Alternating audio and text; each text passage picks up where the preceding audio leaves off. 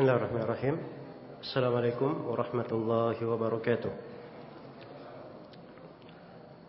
Innal hamdalillah nahmaduhu wa nasta'inuhu wa nastaghfiruh wa na'udzu billahi min shururi anfusina wa sayyiati a'malina. May yahdihillahu fala mudilla lahu wa may yudlil fala hadiya lahu. أشهد أن لا إله إلا الله وحده لا شريك له وأشهد أن محمدا عبده ورسوله يا أيها الذين آمنوا اتقوا الله حق تقاته ولا تموتن إلا وأنتم مسلمون يا أيها الناس اتقوا ربكم الذي خلقكم من نفس واحدة وخلق منها زوجها وبث منهما رجالا كثيرا ونساء واتقوا الله الذي تساءلون به والأرحام إن الله كان عليكم رقيبا يا أيها الذين آمنوا اتقوا الله وقولوا قولا سديدا يصلح لكم أعمالكم ويغفر لكم ذنوبكم ومن يطع الله ورسوله فقد فاز فوزا عظيما أما بعد فإن أصدق الحديث كتاب الله وخير الهدي هدي محمد صلى الله عليه وعلى آله وسلم وشر الأمور محدثاتها فإن كل محدثة بدعة وكل بدعة ضلالة وكل ضلالة في النار.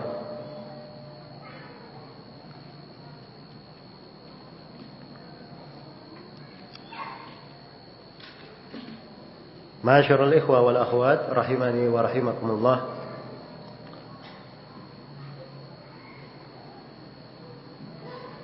Alhamdulillah, kita bersyukur kepada Allah Subhanahu wa taala atas segala limpahan karunia dan rahmatnya dan segala kemudahan yang Allah berikan kepada kita semua. Semoga setiap nikmat yang Allah berikan kepada kita selalu menjadi nikmat yang sebenar-benarnya nikmat, bukan sebuah ujian yang harus kita pertanggungjawabkan pada hari kiamat. Sebab nikmat itu hakikatnya adalah apa yang menambah kedekatan seorang hamba kepada Rabb-Nya. Apa yang menambah kedekatan seorang hamba kepada Rabb-Nya. Karena itu kata Abu Hazim Salamah bin Dinar al-A'raj rahimahullahu ta'ala, kullu ni'matin la tuqarribuka minallah fahiya baliyah. Setiap nikmat yang tidak mendekatkan engkau kepada Allah, maka hakikatnya itu adalah ujian, adalah cobaan. Iya. Semoga Allah Subhanahu wa taala memberkahi seluruh waktu dan kehidupan kita, menjadikan kita semua sebagai hamba-hambanya yang dihidupkan di dalam ketaatan, didekatkan kepadanya, dan selalu berjalan di atas jalan yang mengantar kepada ridha dan surganya. Innahu waliyyu dzalika wal qadiru alaih. Dalam materi pertama di daurah ini, kita akan membahas sebuah qasidah yang berisi syair-syair dengan judul Unwanul Hikam, lambang hikmah-hikmah.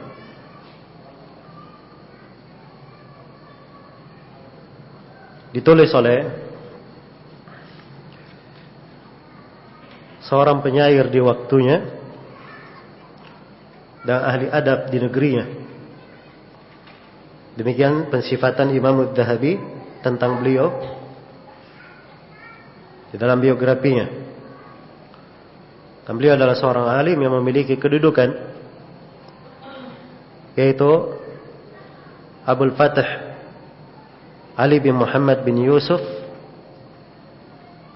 Al-Bushti rahimahullahu ta'ala. Beliau lahir pada tahun 330 Hijriah dan meninggal pada tahun 400 Hijriah.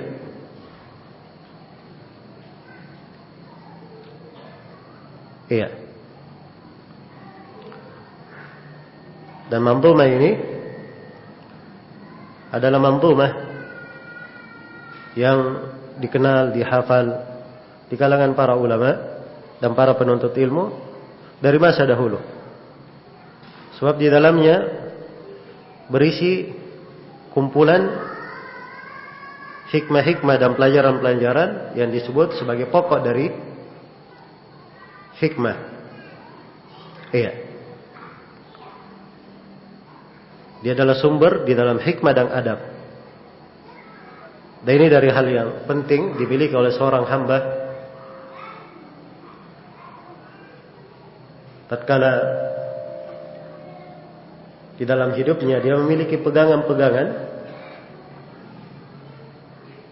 dari hikmah yang berasal dari Al-Quran dan As-Sunnah, dan dia memiliki dari adab, dari akhlak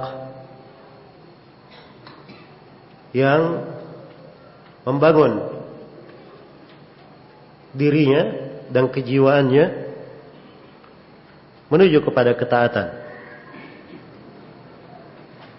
Dan di masa ini hajat para penuntut ilmu kepada adab dan akhlak sangatlah besar. Iya. Dan ini dari hal yang banyak dilalaikan oleh para penuntut ilmu. Padahal di masa dahulu kadang diketemukan sebagian dari ulama ada yang belajar adab 30 tahun sebelum dia belajar hadis. Dan di banyak majelis ilmu di kalangan ulama dihadiri oleh ribuan bahkan puluhan ribu orang. Di majelis itu ada yang menundukkan kepalanya menulis, ada yang kepalanya hanya terarah kepada guru. Dia memang datang hanya melihat adab dan belajar akhlak dari guru tersebut. Iya. Karena itu ilmu itu ketika mereka terima masuk ke tempat yang layak, membekas di dalam jiwa, berbuah dengan amalan salih, sehingga ada penghormatan terhadap ilmu, kesadaran terhadap dirinya sebagai seorang penuntut ilmu. Iya.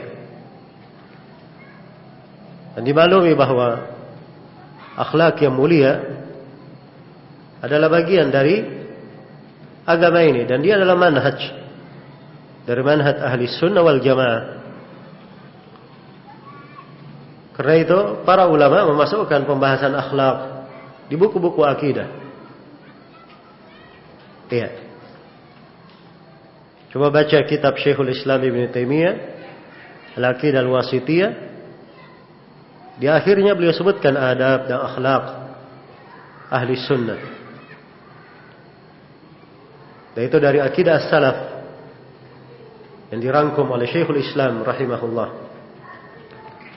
Demikian pula para imam sebelumnya. Coba baca kitab Syarhus Sunnah karya Al-Muzani. Di akhirnya beliau sebut adab dan akhlak ahli sunnah. Demikian pula As-Sabuni menyebutkan di dalam Aqidatus Salaf Ashabul Hadith bagaimana akhlak dan adab ahli sunnah. Iya. Dan itu adalah bagian dari manhaj. Selain daripada itu, di dalam mempelajari adab dan akhlak yang mulia, terdapat kebaikan-kebaikan yang sangat besar. Karena Rasulullah sallallahu alaihi wasallam disifatkan dalam Al-Qur'an, wa innaka la'ala khuluqin 'azim. Sungguhnya engkau Nabi Muhammad berada di akhlak yang sangat agung. Dan ketika Aisyah radhiyallahu anha ditanya bagaimana akhlak Rasulullah sallallahu alaihi wasallam, maka beliau menjawab, kana khuluquhu Al-Qur'an. Adalah akhlak beliau itu Al-Qur'an. Sebagaimana dalam hadis riwayat Bukhari dan Muslim. Dan di dalam Musnad Imam Ahmad dan selainnya, Rasulullah sallallahu alaihi wasallam menyebutkan bahwa akhlak yang mulia itu lebih berat di timbangan daripada orang yang melakukan salat di malam hari, berpuasa di siang hari. Iya. Berpuasa di siang hari. Dan beliau juga bersabda, innama bu'ittu liutammima makarimal akhlaq. Sungguhnya saya diutus untuk menyempurnakan akhlak yang mulia. Baik, dan kandungan dari qasidah yang kita akan baca ini, Unwanul Hikam, adalah 63 bait syair. Jumlahnya 63 bait syair. Iya. Angka sama dengan umur Nabi sallallahu alaihi wasallam. Sebab Nabi sallallahu alaihi wasallam hidup berapa tahun? 63 tahun. Ya. Tidak ada hubungan terkait dari sisi keutamaan maupun yang lainnya. Hanya saja para ulama di dalam menyusun buku-buku, apalagi terkait dengan poin pembahasan atau jumlah dari syair-syair, kadang mereka mengambil angka yang dikenal dan dimaklumi. Iya. Dikenal dan dimaklumi. Karena itu ada yang menulis tentang arba'in.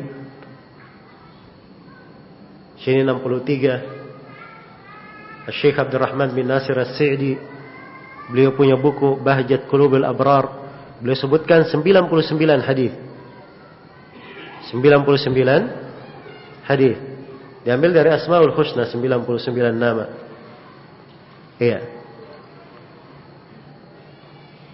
Dan Ibn Al-Qayyim rahimahullah menyebutkan tentang kaidah saddud dari'ah dari 99 sisi pendalilan. Dan Syekhul Islam membantah sebagian dari taifah ahlul bidah dari 99 sisi bantahan.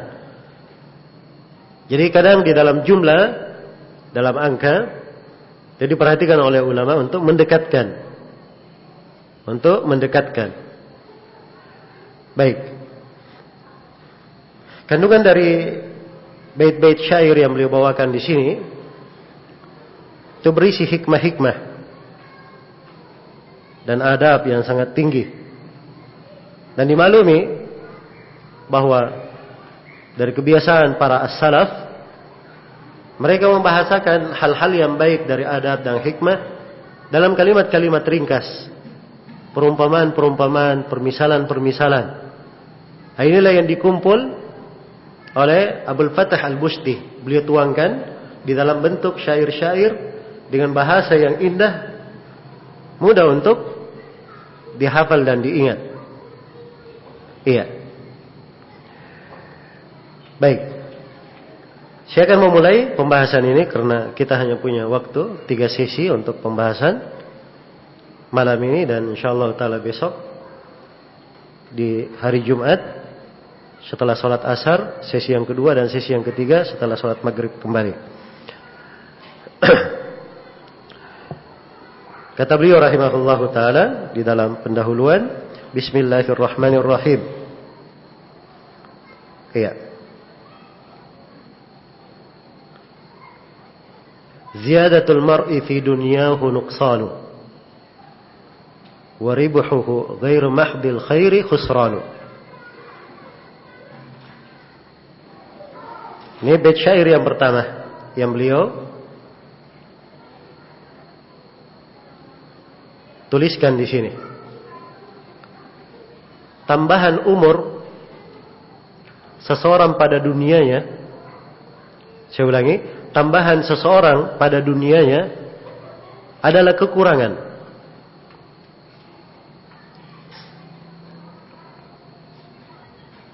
Dan keuntungan yang dia dapatkan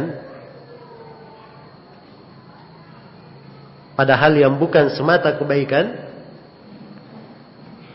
adalah kerugian. Iya. Di dalam bait syair yang pertama ini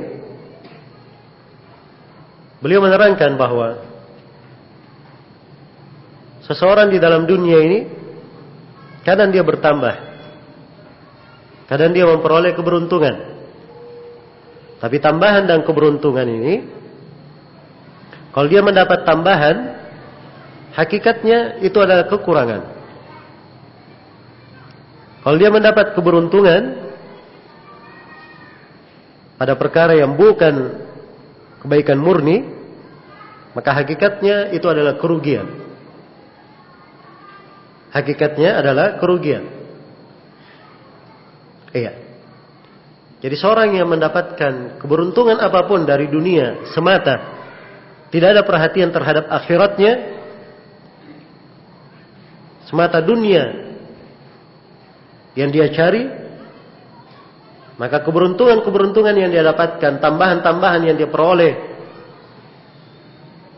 dari harta, kedudukan maupun yang lainnya, itu hakikatnya kekurangan dan kerugian. Hakikatnya adalah kekurangan dan kerugian. Iya. Kenapa? Sebab seorang kalau dia memperoleh dunia, semata dunia dimaklumi. Dunia itu akan sirna. Iya. Kalau dunia tidak sirna dari tangannya ketika dia hidup, maka pasti dia akan meninggalkan dunianya. Jadi hanya dua kemungkinan. Dunia sirna dia dapatkan, kemudian sirna dari dirinya, atau dia dapatkan dari dunia, kemudian dia tinggalkan. Dia tinggalkan. Iya. Jadi kalau dia bertambah bukan pada kebaikan murni, maka pertambahan ini hakikatnya kekurangan. Sebab seluruh umur, perjalanan hidup, semuanya dihisab. Ya. Dia bertambah bukan pada murni kebaikan, hakikatnya berkurang kebaikan baginya. Dan kalau dia memperoleh dari keberuntungan-keberuntungan dunia, semata dunia, maka hakikatnya itu adalah kerugian. Hakikatnya itu adalah kerugian. Ya. Beda dengan orang yang mengerjakan dari amalan-amalan kebaikan, semata kebaikan yang mendekatkannya kepada Allah Subhanahu wa taala, maka itu adalah tambahan. Ya. Suatu yang menambahnya, mengangkat derajatnya. Mengangkat derajatnya. Karena itulah kewajiban seorang hamba adalah dia menjadikan tujuan utamanya untuk akhirat. Iya. Jangan sampai dia mengenal dari kehidupan dunia, tidak mengenal kebaikannya di kehidupan akhirat. Dan ini Allah cela di dalam Al-Quran. Allah berfirman, "Ya'lamuna zahiran minal hayatid dunya wa hum 'anil akhirati hum ghafilun." Mereka mengenal yang zahir dari kehidupan dunia, yang dari kehidupan dunia yang tampak mereka kenal. Tapi terhadap kehidupan akhirat mereka adalah orang-orang yang lalai. Iya. Dan Allah Subhanahu wa taala mencela orang yang ilmunya semata untuk dunia. Allah berfirman, "Fa'arid amman tawalla an dzikrina wa lam yurid illa al-hayata ad-dunya, dzalika mablaghuhum minal ilm." Berpalinglah engkau Nabi Muhammad. Belakangilah dari orang yang berpaling dari ilmu. Apa berpaling dari mengingat kepada kami. Dan berpalinglah dari orang yang tidak menghendaki kecuali kehidupan dunia. Ya, hanya itu batasan ilmunya. Dan dari doa Nabi sallallahu alaihi wasallam yang masyhur beliau baca dari hadits Ibnu Umar, dan haditsnya dihasankan oleh Syekh Al-Albani, "Wala taj'al ad-dunya akbar hammina wala mablagha ilmina." Ya Allah, jangan jadikan dunia itu keinginan kami yang terbesar dan akhir dari ilmu kami. Iya. Akhir dari ilmu kami. Dan juga syah di dalam Musnad Imam Ahmad dan selainnya dari Zaid bin Thabit radhiyallahu anhu. Rasulullah sallallahu alaihi wasallam bersabda, "Man kanatid dunya hamma farraqa Allahu shamla wa ja'ala al-faqra baina aynayhi wa la ta'tihi min ad-dunya illa ma kutiba lah." Barang siapa yang kehendak terbesarnya adalah dunia, maka Allah akan mencerai-beraikan upayanya. Mencerai-beraikan upayanya. Dan akan dijadikan kefakiran antara kedua matanya. Seakan-akan dia akan dihimpit oleh kekurangan. Akan menjadi fakir. Khawatir terhadap kefakiran di depan kedua matanya. Iya. Dan tidak akan datang kepadanya dari kehidupan dunia kecuali apa yang telah digariskan. Apa yang telah digariskan. Iya. Ini orang yang tujuan utamanya hanyalah dunia. Tapi perhatikan yang sebaliknya. Wa man kanatil akhiratu hamma jama'a Allahu syamlah wa ja'ala al-ghina fi qalbihi wa ta'tihi min ad-dunya wa ta'tihi ad-dunya wa hiya raghimah. Siapa yang kehidupan akhirat adalah tujuan hidupnya, Allah akan kumpulkan upayanya. Dia berupaya dibantu. Iya. Dikumpulkan upayanya. Dan dijadikan rasa cukup di dalam hatinya. Dan dunia akan datang kepadanya dalam keadaan dipaksa dunia itu datang. Iya. Dan inilah hakikat dari kehidupan ini. Maka ini hikmah berasal dari ayat-ayat dan hadits-hadits. Beliau bahasakan dengan bahasa yang indah. Ya, bahwa hakikat tambahan yang didapatkan seorang pada dunianya, kalau semata itu dunia, tambahan itu hakikatnya kekurangan. Kalau dia dapat keberuntungan bukan pada kebaikan, maka keberuntungan semata dunia ini hakikatnya kerugian baginya. Iya. Dan di dalam As-Sahihain dari hadits Miswar bin Makhramah, Rasulullah sallallahu alaihi wasallam bersabda, "Wallahi mad dunya, wallahi mal faqru akhsha alaikum." Demi Allah, bukanlah kefakiran yang saya khawatirkan kepada kalian. Nabi tidak mengkhawatirkan kefakiran terhadap para sahabatnya. Tidak mengkhawatirkan dunia terhadap umatnya. Sebab dunia ini tidak dia cari pun, dunia akan menjadi fitnah baginya. Iya. Karena itu di hadits yang lain Rasulullah bersabda, likulli ummatin fitnah wa fitnatu ummati al-mal. Setiap umat ada fitnahnya, dan fitnah di tengah umatku ini adalah harta. Iya. Jadi Nabi bersabda di hadits, "Wallahi mal faqru akhsha alaikum." Demi Allah, bukan kefakiran yang saya khawatirkan terhadap kalian. Walakin akhsha an tubsata 'alaikum ad-dunya fatanafasuha.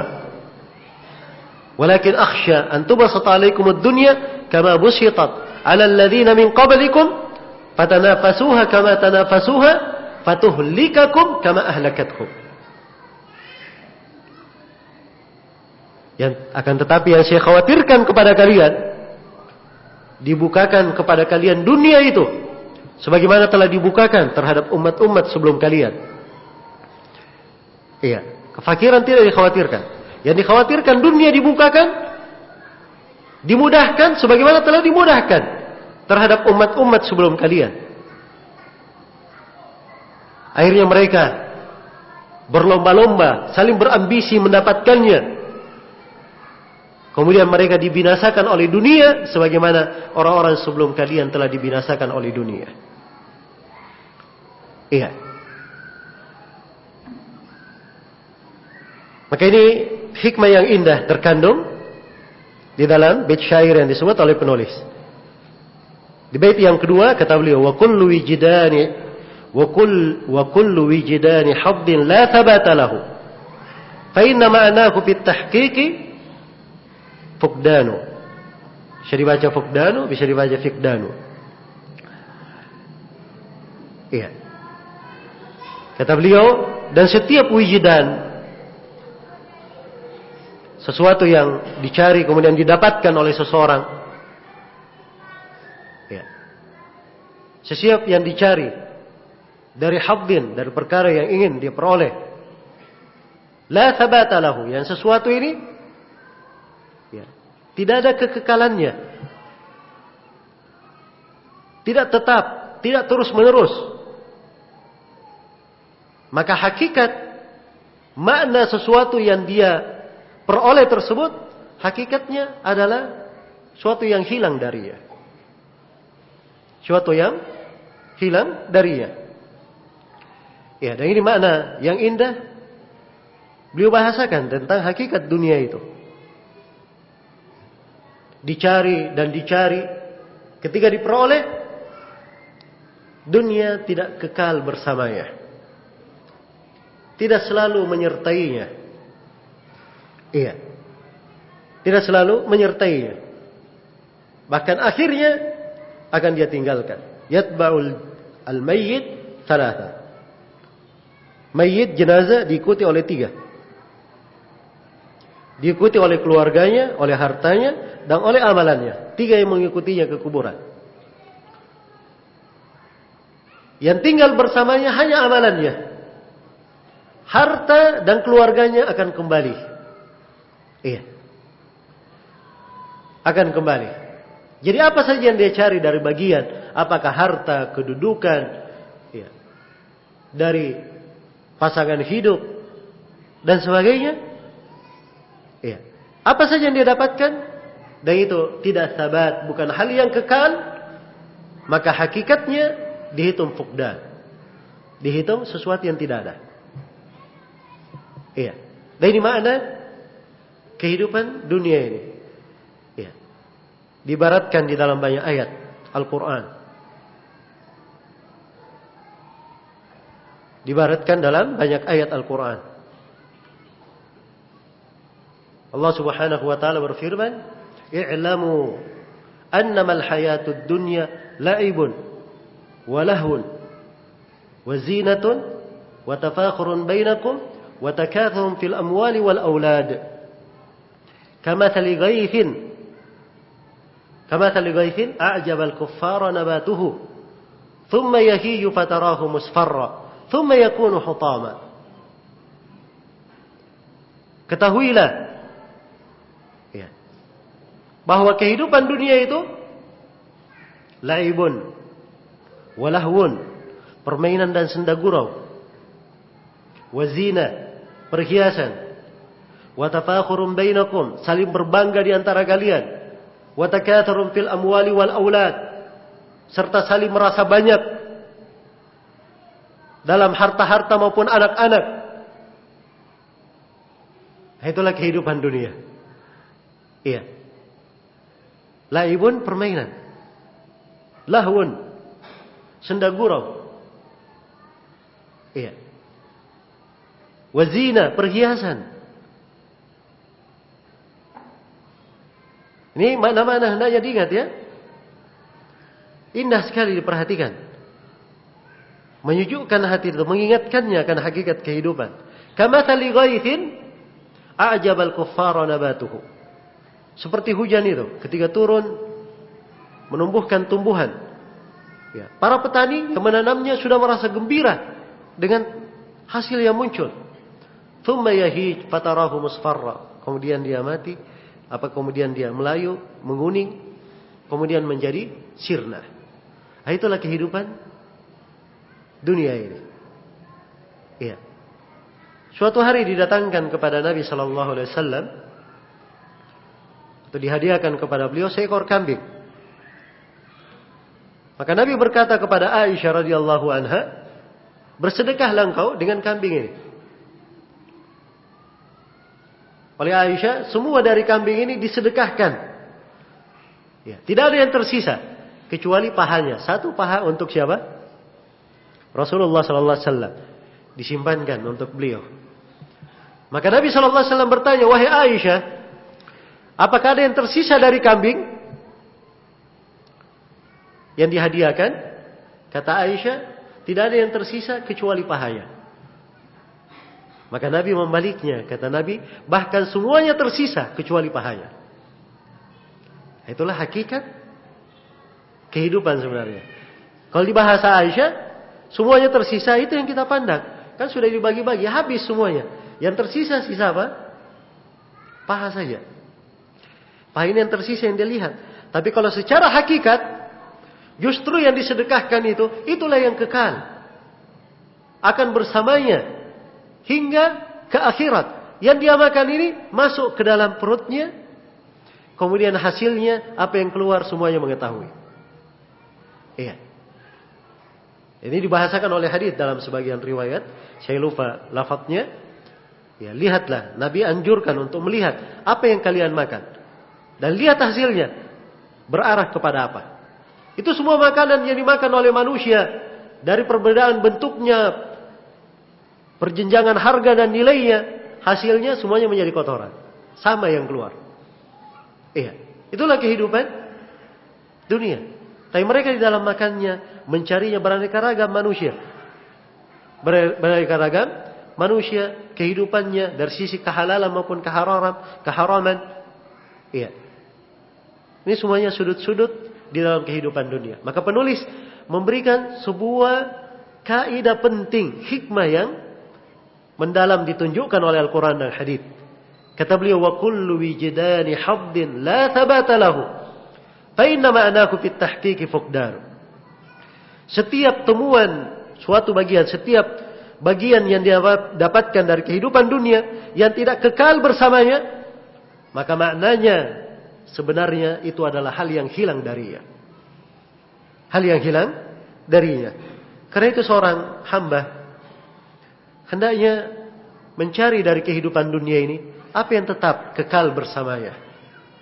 Apa yang bisa dia bawa. Iya. Dikatakan kepada Imam Malik rahimahullah. Ketika di masa beliau, dan Imam Malik menulis kitab Al-Muwatta. Iya. Menulis kitab Al-Muwatta. Dan waktu itu banyak orang-orang yang menulis kitab Muwatta. Seperti Muwatta Imam Malik. Bahkan seorang ulama di masa beliau, Muhammad bin Abdurrahman bin Abi Dhi'ib, itu menulis Muwatta lebih besar daripada Muwatta Imam Malik. Kayak itu dikatakan kepada Imam Malik. Imam Malik santai saja berkata, "Maka lillahi baki." Sesuatu itu sepanjang karena Allah, dia akan tetap kekal. Dia akan tetap apa? Kekal. Iya. Bukan artinya para ulama yang lain ini tidak ikhlas ya. Ya. Tapi di sini sisi dari keyakinan Imam Malik, perhatikan. Apa yang karena Allah akan tersisa. Dan subhanallah di hari ini, ya, manusia tidak mengenal kecuali Muwatta Imam Malik. Kecuali Muwatta Imam Malik. Iya. Dengan berbagai riwayatnya dari riwayat murid-muridnya masih terjaga. Bahkan sudah ada yang mencetak buku Muwatta Imam Malik dengan 8 riwayatnya. Iya. Saking banyaknya yang mempelajari kitab ini dari Imam Malik rahimahullah. Maka sesuatu kalau dia bermanfaat, iya, itu akan kekal bersama seorang hamba. Maka dia pikirkan apa yang dia lakukan. Tidak perlu melihat apa yang dilakukan oleh kebanyakan manusia. Iya. Melakukan kebanyakan manusia. Manusia melakukan A, B, melakukan aksi ini, aksi itu. Iya. Tidak perlu dia peduli. Tapi dia perhatikan sepanjang sesuatu itu dia ikhlas di dalamnya, sesuai dengan petunjuk, maka dia tidak perlu khawatir. Iya. Amma az-zabadu fayadhhabu jufa'a. Wa amma ma yanfa'un nas fayamkuthu fil ard. Adapun az-zabad, buih di lautan, buih di air, akan pergi sia-sia. Ya. Adapun yang bermanfaat bagi manusia, itulah yang tetap. Itu yang akan kekal. Dan ini hendaknya dijaga oleh seorang hamba, diperhatikan di dalam sisi kehidupan dunia ini. Dan di dunia ini terlalu banyak namanya dunia. Dan di sini saya perlu luruskan bahwa makna dunia jangan dipikir pada harta saja, pada rumah, pakaian, anak, keluarga dan istri. Banyak makna dunia itu.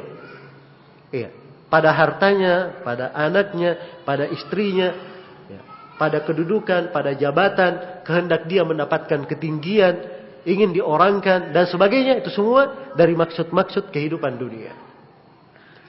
Iya. Maka apa saja dari hal ini, kalau dia tidak kekal, maknanya pada hakikatnya dia adalah suatu hal yang akan hilang, akan sirna darinya. Ya. Karena itu Rasulullah sallallahu alaihi wasallam diperintah di dalam Al-Quran atau diingatkan sebuah larangan, la tamuddanna 'ainaika ila ma matta'na bihi, la tamuddanna 'ainaika ila ma matta'na bihi azwajan minhum zahratal hayatid dunya linaftinahum fi wa rizqu rabbika khairu wa abqa.